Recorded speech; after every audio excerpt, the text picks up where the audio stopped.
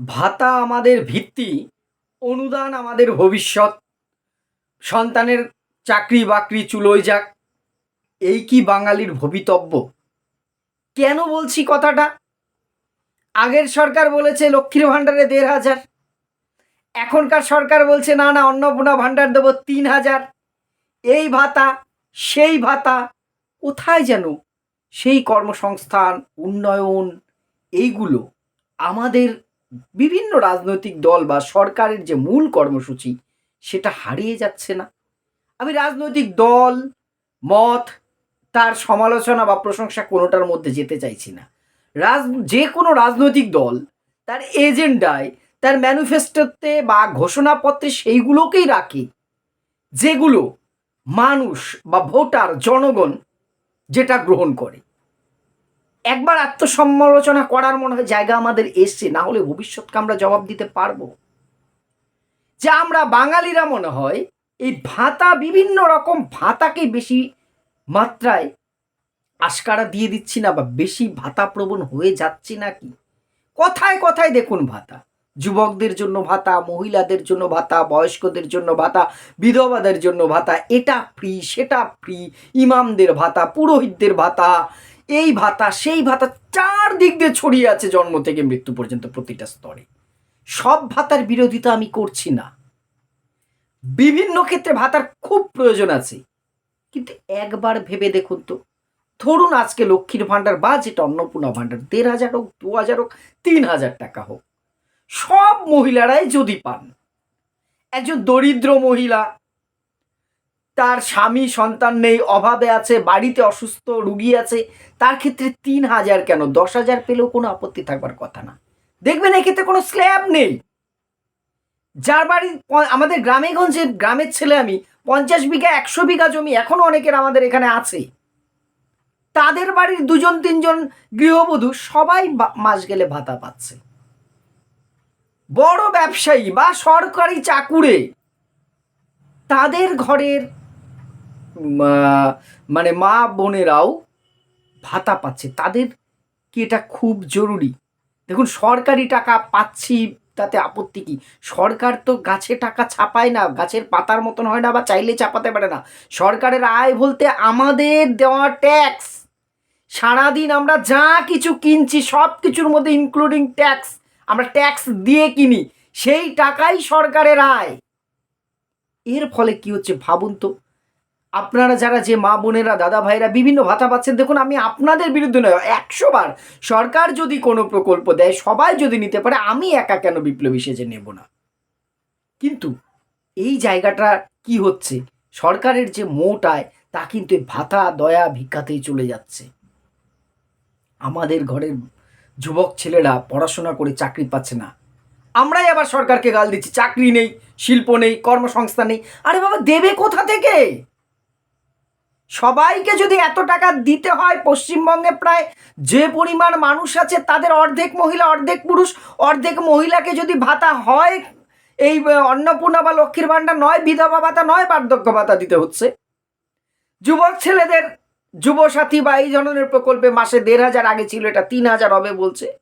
তাছাড়াও বিভিন্ন, ওই যে বললাম, পুরোহিত, ইমাম, মুয়াজ্জিম, বিভিন্ন রকম ভাতা রয়েছে, কিছু ভাতা বন্ধ হবে বলেছে। এরপরে বাসে ফ্রিতে, ইলেকট্রিক ফ্রিতে। তাহলে সরকারের আয় যদি না থাকে, সরকার কি করে কর্মসংস্থান করবে? কি করে আপনার পাড়ার রাস্তাটা ঝা চকচক হবে? কি করে আমার বাড়ির সামনে লাইট জ্বলবে? কি করে হসপিটালগুলো সুন্দর হবে? কি করে স্কুলগুলো ভালো হবে? কি করে শিল্প কারখানা হবে? একবার ভেবে দেখেছেন? আমরা ভাবি না, আমরা ভাবি টাকা পেলাম। আর এই অনুদান পেলে কি হয় বলুন তো আমাদের? আমরা কিন্তু কাজের মূল্যটা বুঝি না। একটা মানুষ ভাবুন তো, কত কষ্ট করে যে মহিলাটি অন্যের বাড়িতে বাসন মেজে রান্না করে ১,৫০০ ২,০০০ টাকা ইনকাম করে, মাসে ৩০টা দিন তাকে হাজিরা দিতে হয় ৩,০০০ টাকা ইনকাম করবার জন্য। ১ ঘন্টা ২ ঘন্টা মিনিমাম কাজ করতে হয়।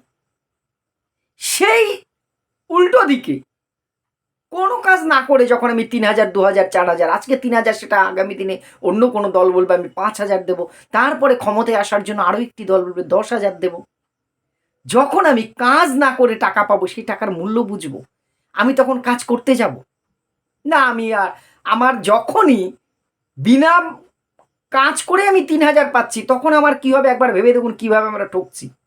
যে আমি আপনার বাড়ি কাজ করতে পারে আমাকে 5,000 দিতে হবে, তাহলে যে কাজটা একজন মানুষ 2,000-এ করছিল সে কিন্তু এবার আপনার কাছে টাকা বাড়ছে। এবার আপনি যে 3,000 পাচ্ছেন লক্ষ্মীর ভাণ্ডার বা অন্নপূর্ণা ভাণ্ডার, সেই টাকা কিন্তু আগে যেটা 1,500 টাকায় হতো সেটা কিন্তু আর 1,500-এ হবে না। এটাই স্বাভাবিক। এদিকে সরকারের আমরা ভাণ্ডার নষ্ট করে মানে এমন অবস্থা করে দিয়েছি, যুবক ছেলেদের চাকরি দেবে কি করে? তাদের তো এগুলো দিতেই সম্ভব। রাস্তাঘাট উন্নয়ন করবে কোথা থেকে? যে দল আসুক, রাজনীতির জায়গায় থাক। আমরা বাঙালিরা কি অতিরিক্ত ভাতা নির্ভর হয়ে পড়ছি না? একবার ভেবে দেখুন। আমরা যদি এইগুলোকে এখন থেকে সঠিকভাবে না নিই, ভবিষ্যৎ প্রজন্ম, আপনারা যারা এখন তো আমাদের হাতে মোবাইল ইন্টারনেট খুব সহজ, গুগল বাবা ইউটিউব বাবা আছে, কিউবা ভেনেজুয়েলার ঘটনা একটু পড়বেন, সেখানকার বামপন্থী সরকার এরকম মানুষকে ফ্রিতে খাইয়েছিল। এখন সে দেশে মানে একবার খাবার জোটাতে 1 ব্যাগ টাকা লাগে। দ্রব্যমূল্য বেড়ে যাবে, এরপরে আপনার কাছে টাকা থাকবে জিনিস পাবেন না। সবাই যদি বিনা পয়সায় পেয়ে যায়, কেউ তো কাজ করতে চাইবে না, যেটা ভেনেজুয়েলায় হয়েছিল। টাকা আছে, খাবার নেই, কারণ ওই ফ্রিতে দিতে দিতে দিতে দিতে মানুষ অলস হয়ে গেছে, মানুষ আর তারা উৎপাদনশীল ছিল না। এর ভয়ঙ্কর পরিণতি কিন্তু আমাদের পরবর্তীতে ভোগ করতেই হবে। তাই আসুন, যে কোনো রাজনৈতিক দল চালায় কারা, নেতারা নয় কিন্তু সাধারণ মানুষ।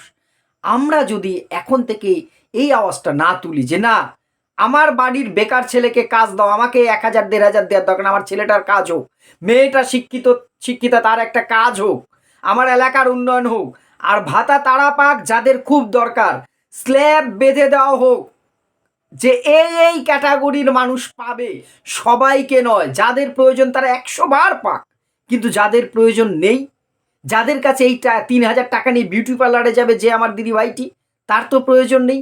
যে এই টাকাটা পেলে দার্জিলিং ট্যুরে যাব, দীঘা ঘুরতে যাব ফ্যামিলি নিয়ে, তাদেরকে না দিয়ে যথাযথ গরিব মানুষকে আরও বেশি সুবিধা দিক সরকার, সেটা মনে হয় ভালো হবে।